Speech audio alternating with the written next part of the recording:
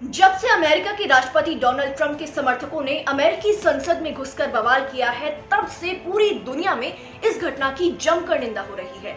क्या अमेरिका के दोस्त और क्या दुश्मन, सभी की तरफ से अमेरिका को नसीहतें दी जा रही हैं। ऐसे में चीन भी अमेरिका को आईना दिखाने से बाज नहीं आया। चीन की तरफ से कहा जा रहा है कि अमेरिका में जो कुछ हो रहा है वो अमेरिका के अपने ही कर्मों का फल है। साथ ही चीन ने अमेरिका की इस घटना की तुलना हांगकांग के प्रदर्शनों से की। चीन के विदेश मंत्रालय ने कहा, हांगकांग में प्रदर्शनकारियों की वजह से अव्यवस्था फैली थी तो अमेरिका के लोगों और मीडिया का रुख अलग क्यों था। अमेरिकी मीडिया अब ट्रंप के समर्थकों के प्रदर्शन को हिंसक, ठग, अतिवादी और न जाने क्या क्या कह रही है। लेकिन हांगकांग के दंगों के लिए उन्होंने किन शब्दों का इस्तेमाल किया था? खूबसूरत नजारा, लोकतंत्र की लड़ाई। दरअसल अमेरिका की संसद की तरह ही 2019 की जुलाई में हांगकांग में भी प्रदर्शनकारी संसद में घुस गए थे और उन्होंने वहां पे अपना विरोध प्रदर्शन किया था।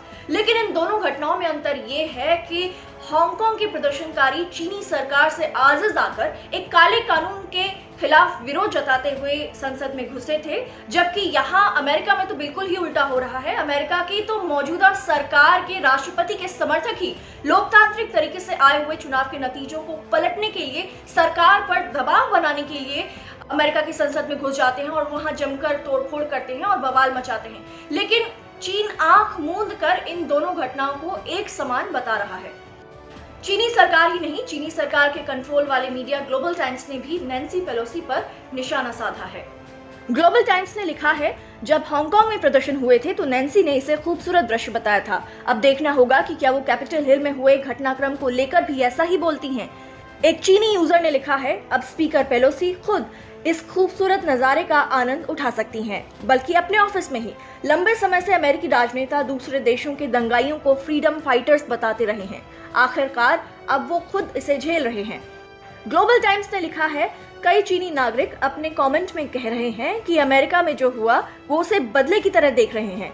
पूरी दुनिया में लोकतंत्र और स्वतंत्रता के नाम पर अव्यवस्था फैलाने के बाद आखिरकार अमेरिका को अपने कर्मों का फल मिल रहा है। चीन ने जहां अमेरिका में रह रहे अपने नागरिकों को और ज्यादा सावधान रहने की हिदायत दी है, तो वहीं अमेरिका के कई सहयोगी देशों ने अमेरिका की संसद में हुए इस घटनाक्रम पर चिंता जताई है। भारत के प्रधानमंत्री नरेंद्र मोदी ने कहा है कि लोकतांत्रिक प्रक्रिया को गैर कानूनी ढंग से प्रभावित नहीं किया जा सकता। प्रधानमंत्री नरेंद्र मोदी ने अमेरिका में हुई हिंसा को लेकर ट्वीट किया और कहा कि लोकतंत्र में सत्ता हस्तांतरण की प्रक्रिया को इस तरह से रोका नहीं जा सकता है।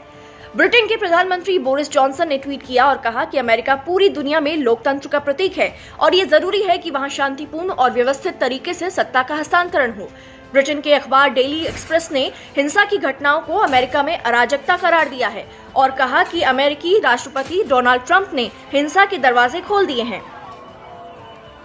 फ्रांस के राष्ट्रपति इमैनुअल मैक्रोन ने कहा कि हम उन लोगों की हिंसा से हार नहीं मानेंगे जो लोकतंत्र पर सवाल खड़े करते हैं। जब दुनिया के पुराने लोकतंत्रों में मौजूदा राष्ट्रपति के समर्थक वैध चुनाव के नतीजों को पलटने के लिए हथियार उठा लेते हैं तो एक व्यक्ति और एक वोट का सिद्धांत कमजोर पड़ता है।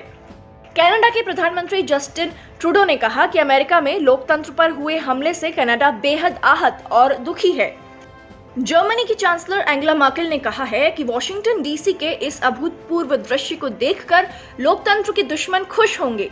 वहीं न्यूजीलैंड की प्रधानमंत्री जेसिंडा आर्डन कहती हैं कि जो कुछ हो रहा है वो गलत है। ऑस्ट्रेलिया के पीएम स्कॉट मॉरिसन ने कहा कि अमेरिका में हिंसा की घटना दुखद है, हम इन कृत्यों की निंदा करते हैं। तो वहीं संयुक्त राष्ट्र के महासचिव एंटोनियो गुटेरेस ने कहा कि मैं वॉशिंगटन डीसी की इस घटना से दुखी हूं। दरअसल 6 जनवरी को अमेरिका की कांग्रेस जो बाइडेन की जीत की पुष्टि करने वाली थी और इसे रोकने के लिए ही डोनाल्ड ट्रंप के समर्थकों ने अमेरिका की संसद पर धावा बोल दिया। लेकिन इस सब के बावजूद अमेरिका की संसद ने अब कह दिया है कि जो नतीजे आए हैं अमेरिका के चुनाव के वो बिल्कुल सही हैं और अब जो बाइडेन 20 जनवरी को आधिकारिक तौर पर अमेरिका के नए राष्ट्रपति के तौर पर शपथ ग्रहण करेंगे। और इस सब के बावजूद अब फिलहाल अमेरिका के राष्ट्रपति डोनाल्ड ट्रंप ने भी कह दिया है कि वो शांतिपूर्ण तरीके से सत्ता हस्तांतरण के लिए तैयार है।